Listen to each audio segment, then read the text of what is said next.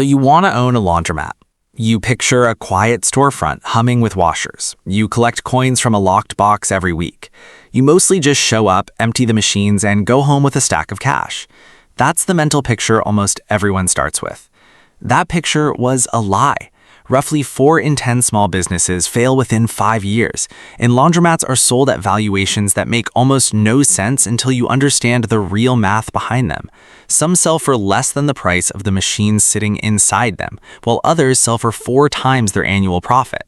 So here's the real question nobody asks. If it's this simple, why do so many people buy a laundromat and lose money on it?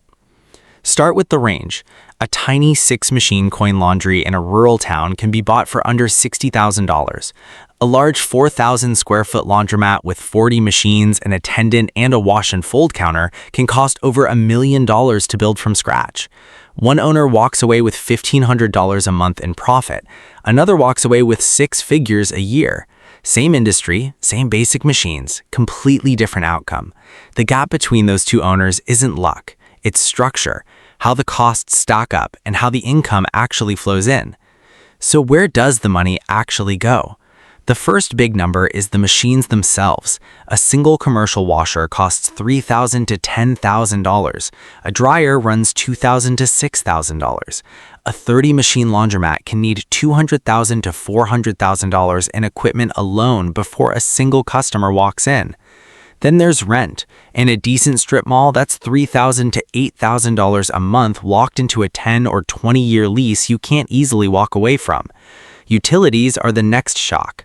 Water, gas, and electricity for a mid-sized laundromat run $3,000 to $6,000 a month. Heating water to wash and dry clothes is genuinely one of the most energy-intensive things a small business can do. Then plumbing and ventilation upgrades, which regulators require, can add another $50,000 to $150,000 before you open the doors. Here's the part almost nobody thinks about. Machine replacement isn't a one-time cost, it's a recurring one. Washers and dryers wear out in 10 to 15 years under commercial use, and a broken machine earns $0 while it sits dead in the row. Smart owners set aside 10% of revenue every month just for the machine replacement fund. Owners who skip that step look profitable for years, right up until half their dryers die in the same 18-month window, and they're suddenly staring at a $100,000 bill they didn't save for. So how does the money come back in? The first source is the obvious one: coin or card swipe wash and dry riveting. This is steady, boring, and predictable. A busy urban laundromat can pull in $15,000 to $30,000 a month just from people doing their own laundry. The second source is wash and fold service, where staff washes, dries, and folds clothes for a per-pound fee, usually $1.25 to $2 a pound.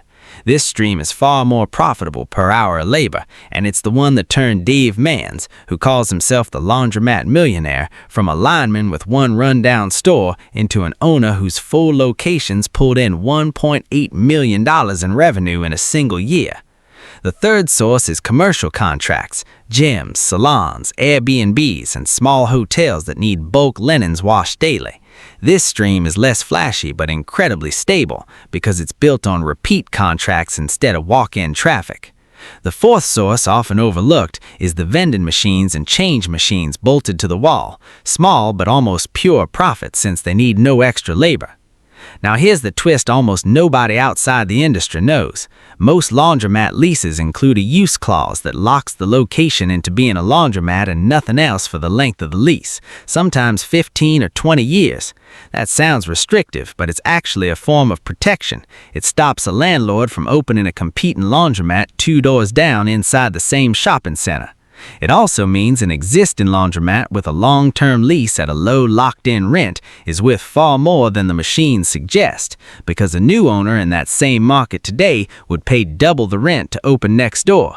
This is why the same box of machines in the same neighborhood can sell for wildly different prices depending purely on how many years are left on that lease, and it explains why a laundromat can look packed with customers every single day and still barely turn a profit. Busy is not the same as profitable. Take Dave and Carla Menz. 13 years ago, they found a rundown laundromat on Craigslist and bought it for $85,000, using $30,000 in savings and a small business loan. 7 months into renovating it into what they named Queen City Laundry, the store was pulling in $14,000 a month, but only $1,500 of that was actual profit after expenses. They kept going anyway, bought a second location with no nearby competition, and turned it profitable within 3 weeks. Today, they run 4 laundromats, manage 40 employees, and their combined revenue hit $1.8 million in a single recent year, with a reported net worth north of $3 million. Now, the other side. Across laundromat owners' forums, one story repeats itself constantly in slightly different forms. A first-time buyer purchases an aging laundromat because the listing shows strong monthly revenue without ever checking the machine repair logs. Within the first year, 3 or 4 of the older washers break down in the same stretch, each repair costing $800 to $1,500, and each dead machine sitting empty for weeks while parts get ordered. Revenue quietly drops 20% because regulars notice the broken machines and start going to a competitor down the road. Meanwhile, the lease has no cap on rent increases, so the landlord raises rent right as revenue is falling. Within 2 years, the profitable laundromat the new owner bought is barely covering its bills, and the reserve fund that should have existed for exactly this scenario was never built in the first place. It's not a dramatic single collapse. It's a slow bleed, and it's one of the single most common failure patterns cited by laundromat owners and communities alike. So why does anyone still do this business today? 2 things changed the economics. First, card and app-based payment systems replaced coin boxes almost industry-wide, which killed the labor cost of coin collection, and just as importantly, killed the theft risk that used to eat into margins.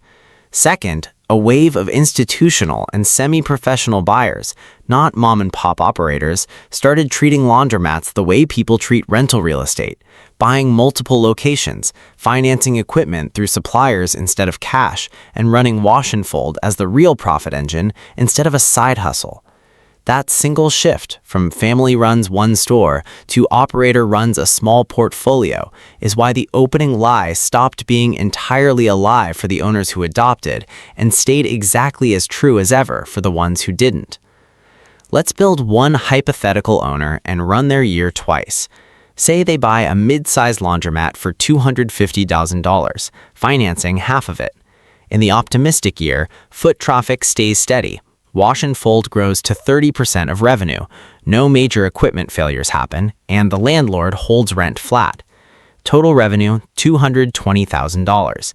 After payroll, utilities, rent, loan payments, and the 10% machine reserve, they clear roughly $58,000 in profit. Now, the realistic year.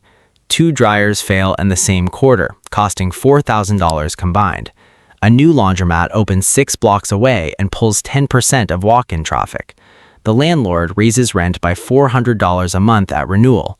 Water rates jump 8% citywide. Same $220,000 in starting revenue assumptions quietly becomes $195,000 in actual revenue, while expenses tick up across the board. Final profit, roughly $21,000. Same building, same machines, same owner, a $37,000 gap purely from 4 ordinary things going slightly wrong at the same time. That's the real lesson hiding underneath the coin slots. A laundromat isn't a passive cash machine, and it was never a business you could just show up to and collect from. It's a leveraged bet on a lease, a reserve fund, and how disciplined you are before anything ever breaks. The owners who win aren't the ones who found the busiest store. They're the ones who planned for the year everything went a little bit wrong and built a business that could still survive it. So what does it actually take to get into this business in the first place? Almost nobody pays cash for a laundromat. The SBA backs a huge share of laundromat purchases, often financing 80 to 90% of the total cost through a 7A loan stretched over 10 years. That means a $400,000 laundromat can be bought with as little as $40,000 to $80,000 down. This is exactly why so many first-time owners jump in. The entry barrier looks low compared to almost any other brick-and-mortar business. But a loan that size comes with a fixed monthly payment, no matter what happens to revenue. That payment doesn't care about a slow month, a broken dryer, or a new competitor opening down the street. It's the one expense on the whole list that never bends. So where do people actually buy these stores? Location changes the entire math. In dense, rental-heavy neighborhoods, think apartment corridors where most residents don't own a washer, a single store can turn over $25,000 to $40,000 a month because the customer base has no alternative. In suburban areas where most homes already have their own machines, the same size laundromat might do $8,000 to $12,000 a month, surviving mostly from renters, students, and people without working machines at home. That's why brokers repeat one rule constantly. The laundromat business isn't really a laundry business. It's a real estate business wearing a laundry costume. Get the location wrong, and no amount of good equipment saves you.